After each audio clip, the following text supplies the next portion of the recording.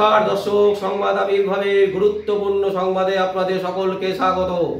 আজকে শিলিগুড়িতে প্রধানমন্ত্রীর যে ভাষণ মঞ্চ তৈরি হয়েছে, সেই ভাষণ মঞ্চে বাংলার আইকন বলা যেতে পারে, বাংলার যিনি বিচারপতি, কলকাতা হাইকোর্টের স্বনামধন্য বিচারপতি অভিজিৎ গাঙ্গুলি একটা ছোট্ট ভাষণ তিনি দিয়েছেন। প্রায় 7 থেকে 8 মিনিটের মতন তিনি একটা ভাষণ রেখেছেন। জীবনের প্রথম বিচারপতির আসন ছেড়ে দিয়ে রাজনৈতিক মঞ্চে প্রথম ভাষণ তিনি শিলিগুড়ির মঞ্চ থেকে দিলেন এবং সেই ভাষণ কিন্তু একটা গুরুত্বপূর্ণ জায়গা নিয়ে নিয়েছে। এই কারণেই জায়গা নিয়েছে, ঠিক যেভাবে রাজনৈতিক নেতা নেত্রীরা ভাষণ দিয়ে থাকেন এবং একদম সাবলীলভাবে ভাষণ দেওয়ার যে ভঙ্গি, সেই ভঙ্গি দেখে বুঝে নিতে হবে যে মাননীয় প্রাক্তন বিচারপতি অভিজিৎ গাঙ্গুলি তিনি কিন্তু মনে মনে বহুদিন আগে থেকে প্রস্তুত হয়ে গেছিলেন যে তিনি রাজনৈতিক মঞ্চে আসছেন এবং সেই রাজনৈতিক মঞ্চ যে বিজেপি, এটাও কিন্তু পরিষ্কার। কারণ যেভাবে তিনি ভাষণ দিচ্ছেন, জীবনের প্রথম একেবারে মঞ্চে দাঁড়িয়ে কয়েক হাজার লোকের সামনে যে স্পষ্ট বার্তায় তিনি ভাষণ দিচ্ছিলেন, সেই ভাষণ শুনে কেউ কিন্তু বলতে পারবে না যে জীবনের প্রথম ভাষণ তিনি দিচ্ছেন, আজকে শিলিগুড়ির মঞ্চ থেকে দিয়েছেন। এই ভাষণের গুরুত্বপূর্ণ কয়েকটা দিক আছে। যেমন হচ্ছে, প্রথম যে দিকটা আমরা আলোচনা করব সেটা হচ্ছে, এই ভাষণের প্রথম যে দিক সেটা হচ্ছে মাননীয় বিচারপতি অভিজিৎ গাঙ্গুলি বলছেন যে দুর্বৃত্তের সরকার চলছে পশ্চিমবঙ্গে। এই যে শব্দটা প্রয়োগ করছেন যে দুর্বৃত্তের সরকার, এই দুর্বৃত্তের সরকার কথাটা কিন্তু তিনি যখন কোর্টে বিচারপতির আসনে ছিলেন তখনও কিন্তু তিনি এই শব্দটা ব্যবহার করেছিলেন যে বাংলায় একটা দুর্বৃত্তের সরকার চলছে। দ্বিতীয় যে কারণটা গুরুত্বপূর্ণ, মারাত্মকভাবে গুরুত্বপূর্ণ, সেটা হচ্ছে তিনি যেটা বলছেন যে তৃণমূল কংগ্রেসের জামানাতে তিনি যখন বিচারপতি আসনে বসে আছেন, একের পর এক দুর্নীতি যখন আসছে, একের পর এক দুর্নীতির যখন উন্মোচন হচ্ছে, তখন সেই দুর্নীতি দেখে তিনি যে একটা ধারণা তৈরি করেছিলেন, তার বক্তব্য হচ্ছে মাননীয় বিচারপতি অভিজিৎ গাঙ্গুলি যেটা স্পষ্ট বক্তব্য, তিনি বলছেন একটা সরকার যে এত বড় একটা দুর্নীতি করতে পারে এটা তার জানা ছিল না। এই ধরনের একটা যারা প্রকৃত অর্থে চাকরি পাওয়ার কথা তারা চাকরি পেল না, অথচ চাকরি বিক্রি হয়ে গেল। বিচারপতির আসনে বসে তিনি এই জিনিসগুলো দেখতে পেয়েছেন, তিনি বুঝতে পেরেছেন পশ্চিমবঙ্গের মানুষের সাথে মাননীয় মুখ্যমন্ত্রী মমতা ব্যানার্জি ধোঁকা দিচ্ছেন, অন্যায় করছেন। সরকারের মাথায় বসে তিনি একের পর এক দুর্নীতিগ্রস্ত কাজ করে যাচ্ছেন। যদিও তিনি একবারের জন্য কিন্তু মাননীয় মুখ্যমন্ত্রী মমতা ব্যানার্জির নাম করেননি। বিভিন্ন চ্যানেলে যদি আমরা দেখি দর্শক, বিভিন্ন সাক্ষাৎকারে তিনি কিন্তু একটাই কথা বলছিলেন, সেটা হচ্ছে অভিষেক ব্যানার্জির নাম নিতে তিনি চান না এবং তাকেই কিন্তু বারবার করে টার্গেট করছেন। এটা কিন্তু একেবারে পরিষ্কার। মাননীয় মুখ্যমন্ত্রী মমতা ব্যানার্জি হচ্ছে রাজ্যের প্রধান। মাননীয় মুখ্যমন্ত্রী মমতা ব্যানার্জির এই যে পুরো তৃণমূল কংগ্রেসের দল, এই দলটাকে ছোট থেকে তৈরি করেছেন, একটা বড় বটগাছ বানিয়েছেন, তার মাথায় তিনিই বসে আছেন। অথচ দুর্নীতির ক্ষেত্রে মাননীয় মুখ্যমন্ত্রী মমতা ব্যানার্জিকে কেন ক্লিন চিট দিচ্ছেন অভিজিৎ গাঙ্গুলি, এটা কিন্তু পরিষ্কার নয়। প্রতিটা চ্যানেলে তিনি যতবার তার ইন্টারভিউ দেখেছি আমরা, বিভিন্ন চ্যানেলে তিনি ইন্টারভিউ দিয়েছেন, প্রত্যেকটা চ্যানেলে তিনি যদি ইন্টারভিউটা যদি দর্শক আপনারা সবাই দেখেন ঠিকঠাক করে, তাহলে দেখবেন তিনি কিন্তু বলেছেন পলিটিশিয়ান হিসাবে মাননীয় মুখ্যমন্ত্রী মমতা ব্যানার্জি অসাধারণ। আর মাননীয় মুখ্যমন্ত্রী মমতা ব্যানার্জির বিরুদ্ধে কিন্তু তার কোনো বাক্য ব্যয় নেই, তিনি কিন্তু রীতিমতো তাকে ক্লিন চিট দিচ্ছেন। অথচ তারই সেনাপতি, তার ভাইপো অভিষেক ব্যানার্জির প্রতি কিন্তু প্রতিটা অ্যাঙ্গেল থেকে বলুন, প্রতিটা দুর্নীতি করতে বলুন, প্রত্যেকটা জিনিস কিন্তু তার দিকেই কিন্তু ছুটছেন এই মাননীয় প্রাক্তন বিচারপতি অভিজিৎ গাঙ্গুলি। এটার কারণটা কি? এই কারণটা খুঁজতে গেলে অনেক ভেতরে ঢুকতে হবে, এবং সেই ভেতরে এখন আমরা ঢুকবো না, কারণ আমরা চাই আমাদের চ্যানেলের মারফতে মাননীয় বিচারপতি অভিজিৎ গাঙ্গুলির একটা ইন্টারভিউ, এবং আমরা আশা করব মাননীয় বিচারপতি অভিজিৎ গাঙ্গুলি আমাদেরকে সেই ইন্টারভিউ দেবেন। এবং যে ইন্টারভিউতে আমরা আগের দিনও বলেছিলাম, আইনজীবী, বিশিষ্ট আইনজীবী শ্রমিক বাগচিকে আমরা কয়েকটা প্রশ্ন করেছিলাম, সেই প্রশ্নের উত্তর তিনি যদিও দিয়েছিলেন তার মতন করে, কিন্তু অনেকেই প্রশ্ন করেছিলেন আমাদের কাছে যে উত্তরটা কিন্তু পরিষ্কারভাবে আমরা পাইনি, মানে সাধারণ মানুষ সেই উত্তরটাতে খুশি নন।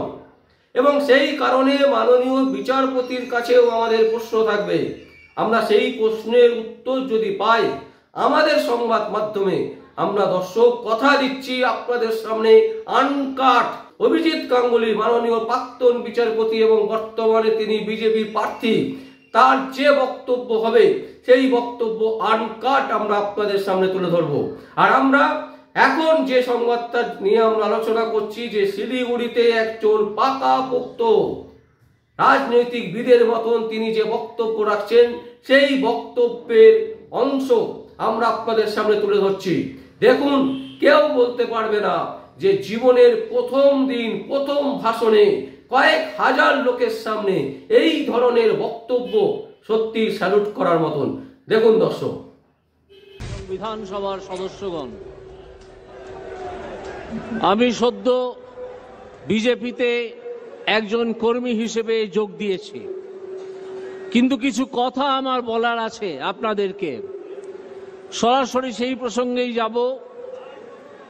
আপনারা এবং আমি এবং আরো সকলেই এখানে উপস্থিত যারা আছেন, একটা রাজ্যে বাস করি যার ক্ষমতায় আসীন একটি দল, তার নাম আমি মুখেও আনতে চাই না, কারণ এই দলটি সম্পূর্ণ দুর্বৃত্ত দ্বারা গঠিত। আমি যখন বিভিন্ন মামলা শুনছিলাম বিচারপতি হিসেবে, তখন আমার চোখে ধরা পড়েছিল সে কি ভয়ানক দুর্নীতি, যা আপনারা ধরে না দিলে, পরিষ্কার বুঝিয়ে না দিলে বুঝতেও পারবেন না। ফল কি হচ্ছে সেই দুর্নীতির আজও, যে বহু চাকরি প্রার্থী যারা অনেক বেশি নম্বর অর্জন করেছেন চাকরির পরীক্ষায়, তাদের চাকরি দেয়া হয়নি। তাহলে কাদের দেয়া হলো? দেয়া হয়েছে যারা অনেক কম নম্বর পেয়ে বেশ কিছু টাকা দিয়ে চাকরিটা কিনেছেন তাদের। ফলে এই যে দুর্বৃত্তরা, তারা নিজেদের পকেটে টাকা ঢুকিয়েছে, নিজেদের দৌরাত্মে পশ্চিমবঙ্গের শিক্ষা ব্যবস্থাকে শেষ করে দেওয়ার রাস্তায় হেঁটেছে এবং হাঁটছে। আর তারপরে আসে খাদ্য দুর্নীতি।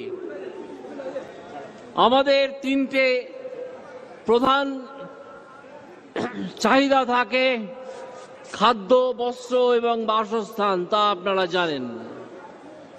খাদ্য দুর্নীতিতে তাদের মন্ত্রী, খাদ্যমন্ত্রী জেলে আছেন, তিনি তার বাড়িতে আর থাকতে পারেন না। শিক্ষার দুর্নীতিতে শিক্ষামন্ত্রী জেলে আছেন, তিনি তার বাড়িতে নেই। আর বাসস্থানের দুর্নীতির কথা সে তো আপনারা জানেন।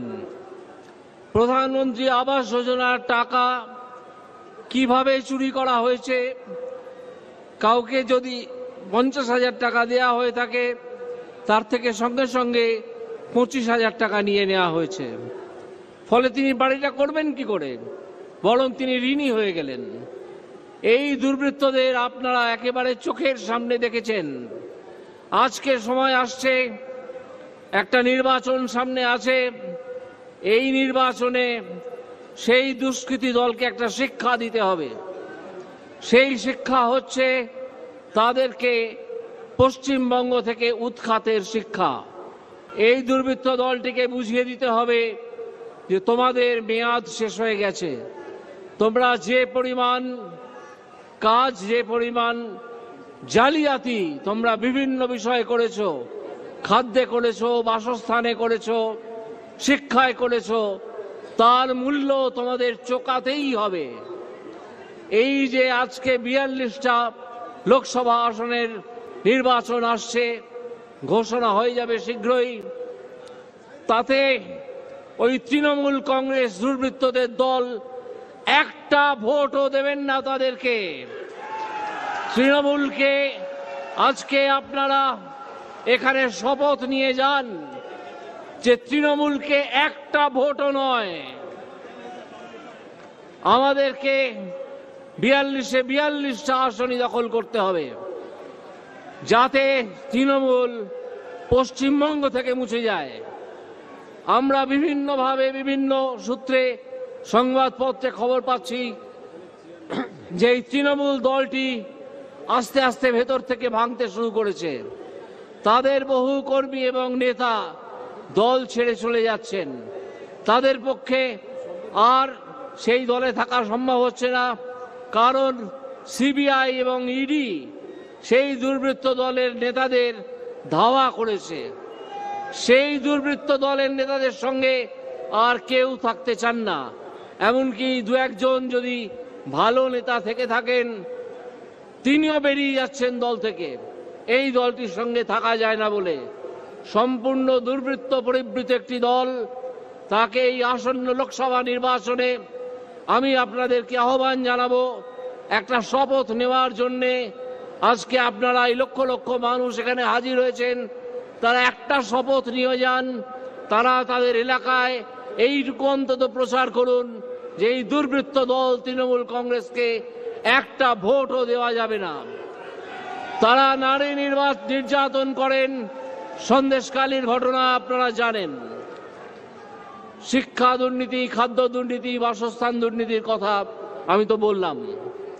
এই তৃণমূল কংগ্রেসকে একটা ভোটও নয়, এই শপথ আমাদের নিতেই হবে, যাতে 2026 সালের বিধানসভা নির্বাচনে তাদের বিদায়ের পথটা দেখিয়ে দেওয়া যায় যে তোমরা এই পথ দিয়ে অনেক দৌরাত্ম্য করেছো, অনেক চুরি জচ্চুরি ছেঁচড়ামি করেছো, এবার এসো।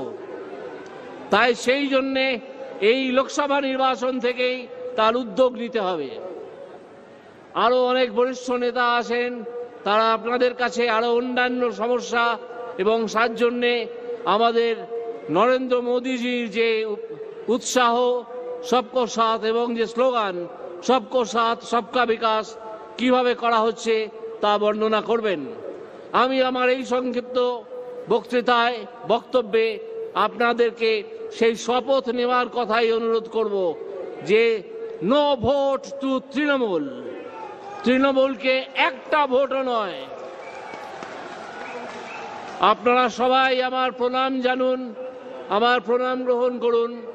দর্শক, দেখলেন আপনারা আমরা মাননীয় প্রাক্তন বিচারপতি এবং বর্তমান বিজেপির প্রার্থী, তমলুক কেন্দ্রের বিজেপি প্রার্থী এবং রাজনৈতিক নেতা বলা যেতে পারে অভিজিৎ গাঙ্গুলি তার প্রথম ইনিংস যেটা শুরু করলেন।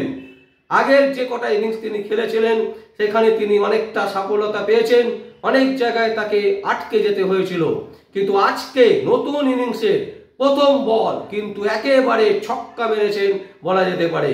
কারণ যে মঞ্চে মাননীয় প্রধানমন্ত্রী নরেন্দ্র মোদী ভাষণ রেখেছেন, সেই মঞ্চে আগে নরেন্দ্র মোদীর আগে মাননীয় প্রধানমন্ত্রী নরেন্দ্র মোদীর আগে তার এই উল্লেখযোগ্য ভাষণ, এবং বলা যেতে পারে রাজনৈতিকবিদরা যেভাবে ভাষণ রাখেন তাদের থেকে অনেকটাই ভালো বলা যেতে পারে, এবং শুদ্ধ বাংলায় তিনি কিন্তু ভাষণ রেখেছেন। একেবারে পরিষ্কার বাংলা ভাষাতে তিনি যেভাবে ভাষণ রেখেছেন সেটা কিন্তু উল্লেখযোগ্য, এবং আমরা আপনাদের সামনে সেই ভাষণের অংশ তুলে ধরলাম। দর্শক, আপনাদের যদি কোনো বক্তব্য থাকে বা কোনো কমেন্টস করতে চান অবশ্যই আপনারা কমেন্ট করবেন আর দেখতে থাকুন পরবর্তী সংবাদ আবির্ভাবে। আমার নাম বিশ্বজিৎ পাল, সংবাদ আবির্ভাবের জন্য।